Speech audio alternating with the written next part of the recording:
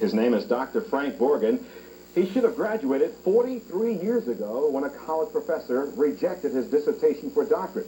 But he told me today, time can heal an academic wound.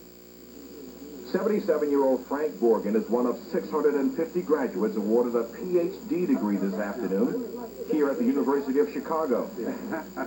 Be sure to call me, Doctor.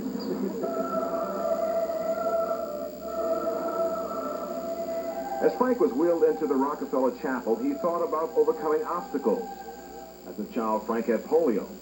But he says it was his scholarly mind that earned him a doctorate degree today, even if it was 4 decades late.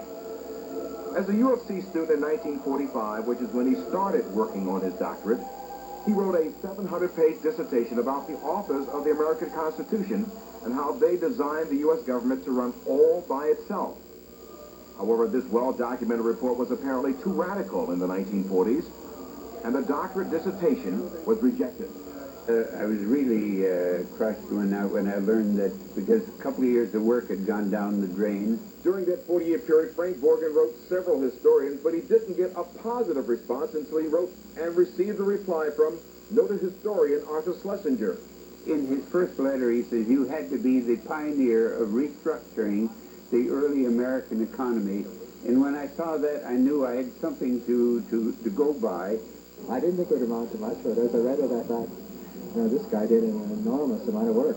At 77, Frank Bourgin is the talk of the class and an instant celebrity who beat the odds.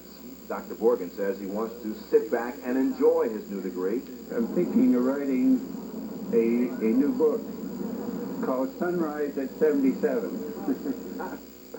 Well, Dr. Bourgin wasn't doing all that bad financially without his doctorate.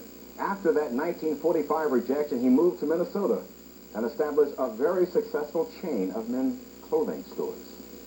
Congratulations, Yes, Dr. Bourgin. absolutely. Congratulations. And to all of you, a nice weekend. Thank you for